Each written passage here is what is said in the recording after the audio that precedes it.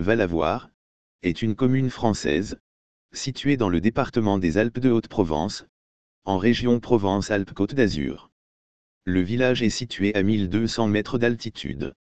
Les communes limitrophes de Valavoir sont Clamensanne, Bayon, Auton, Saint-Genier et Châteaufort. Le territoire se situe en limite des Baronnies orientales, sur des formations calcaires provençales du Jurassique supérieur et du Crétacé inférieur, roches sédimentaires issues d'un ancien océan alpin, entre trois formations géologiques majeures des Alpes. La nappe de Digne à l'est, au niveau du lobe de Valavoir, il s'agit d'une nappe de charriage, c'est-à-dire d'une dalle épaisse de près de 5000 mètres qui s'est déplacée vers le sud-ouest durant l'Oligocène, et la fin de la formation des Alpes. Les lobes, ou écailles, correspondent à la bordure découpée à l'ouest de la nappe. La faille de la Durance au sud-ouest, dans la vallée. Aucune des 198 communes du département n'est en zone de risque sismique nul.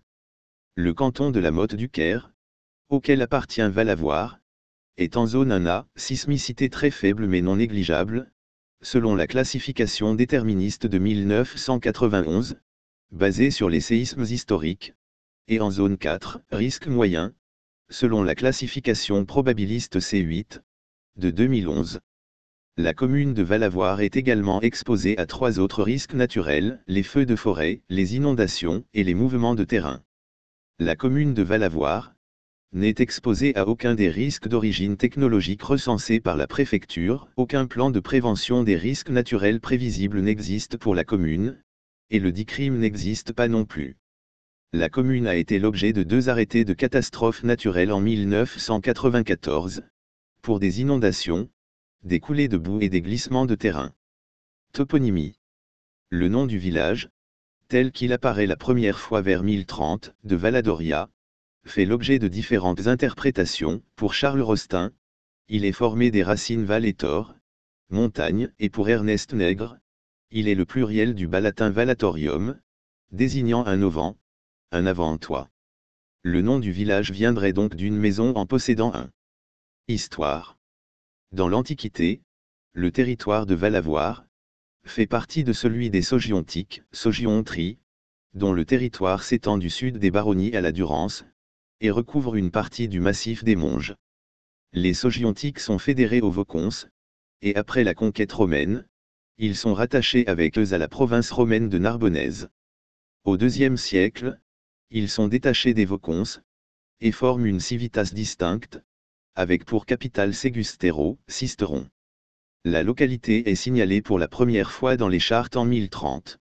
L'église Saint-Pierre, relevée de l'abbaye Saint-Victor de Marseille aux XIe et XIIe siècles. La communauté relevée de la baillie de Sisteron.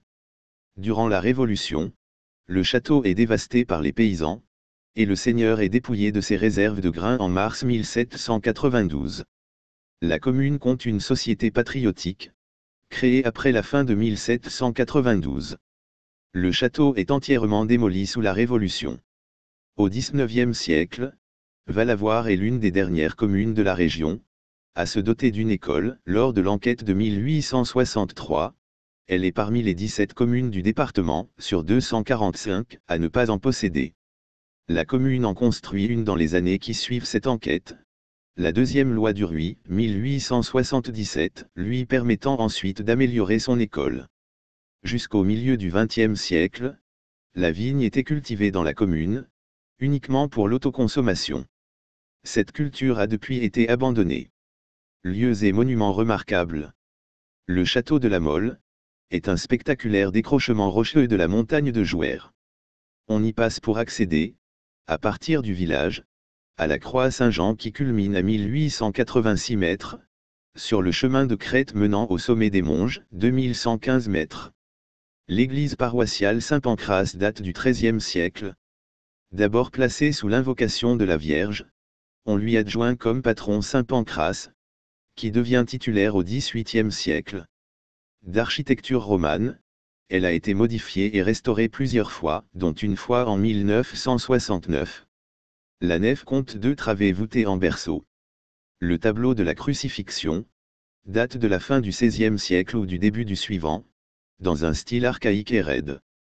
Des bancs anciens ont été classés monuments historiques au titre objet, puis déclassés.